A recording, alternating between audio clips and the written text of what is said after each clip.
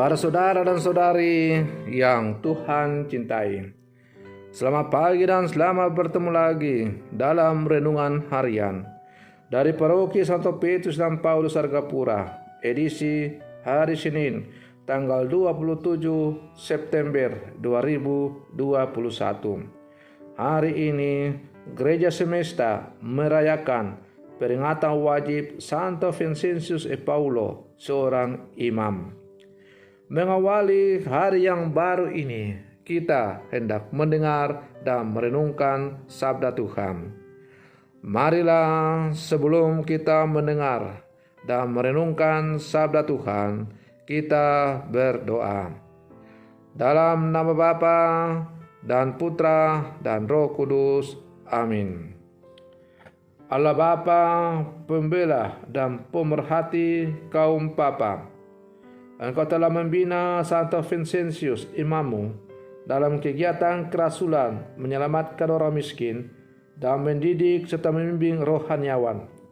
Semoga kami dikobarkan dengan semangat yang sama, mengasihi yang dikasihinya dan melaksanakan ajarannya.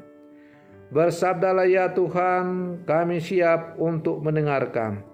Terpujilah Engkau Bapa, Putra dan Roh Kudus, kini dan sepanjang segala masa.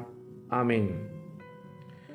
Para saudara dan saudari yang Tuhan cintai, sabda Tuhan yang hendak kita dengar dan kita renungkan untuk mengawali hari yang baru ini pada peringatan wajib Santo Vincentius e Paulo, seorang imam, pendiri tarekat CM dan Suster Putri Kasih, diambil dari Injil Lukas pasal 9 ayat 46 sampai 50. Tuhan bersamamu. Inilah Injil Tuhan kita Yesus Kristus menurut Santo Lukas. Sekali peristiwa, timbullah pertengkaran di antara murid-murid Yesus tentang siapakah yang terbesar di antara mereka. Tetapi Yesus mengetahui pikiran mereka.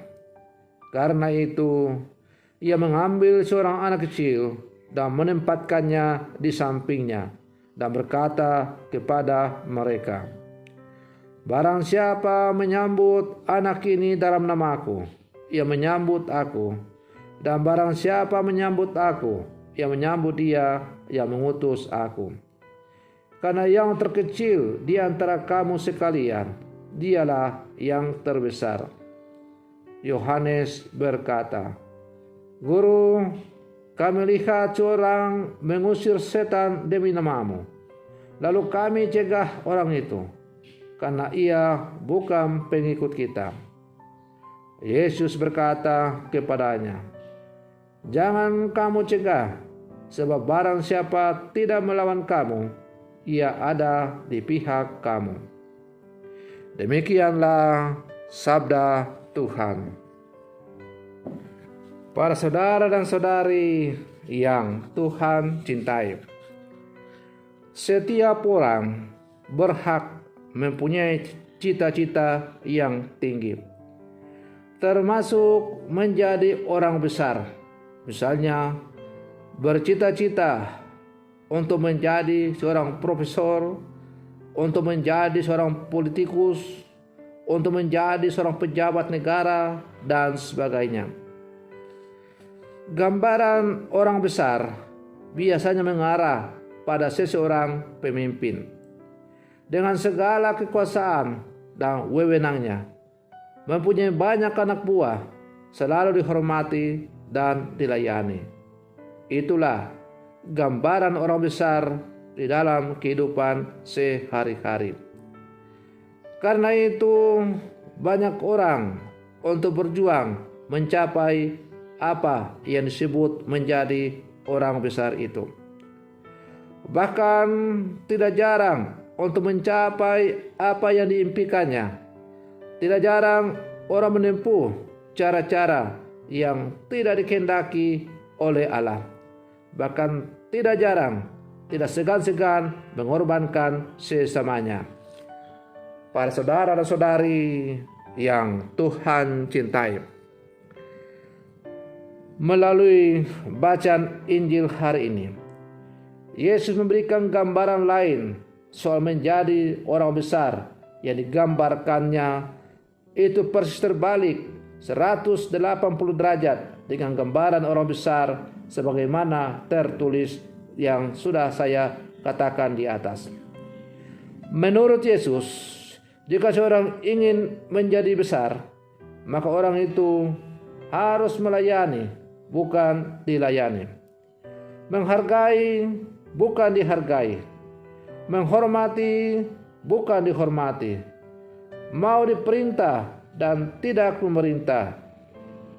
Di hadapan Allah, orang menjadi besar bukan karena pangkat, jabatan, dan kuasanya, melainkan karena hatinya yang penuh kasih, pribadinya yang selalu peka dan peduli dengan sesama, sifatnya yang tegas dalam memperjuangkan kebenaran, keadilan, dan kebaikan.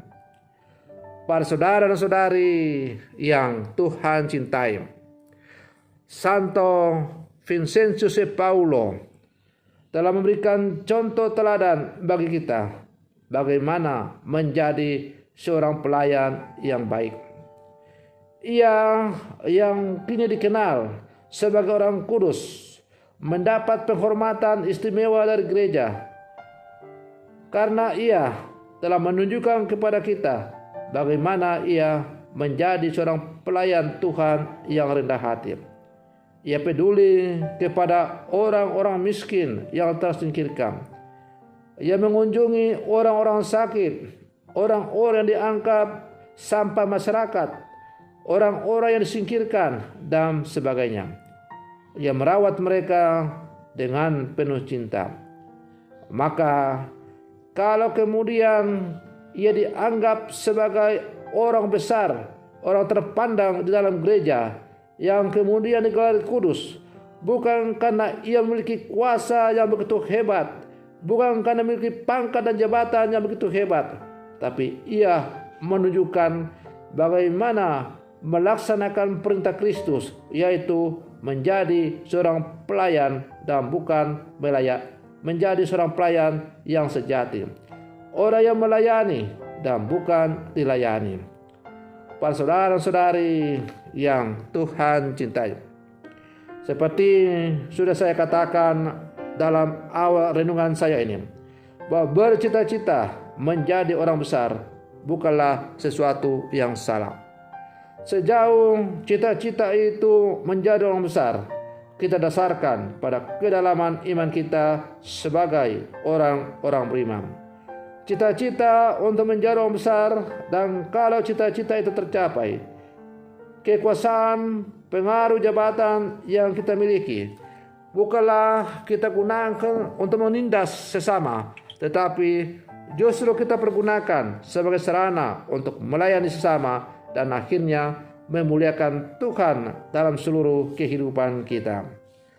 Para saudara-saudari yang Tuhan cintai, maka marilah dalam kehidupan kita masing-masing, lewat kapasitas kita masing-masing, kita semua orang besar, kita semua punya pengaruh dan kuasa, tapi hendaklah pengaruh, kuasa, jabatan yang kita miliki sesuai dengan kapasitas kita masing-masing kita pergunakan sebagai sarana untuk melayani Tuhan dan sesama.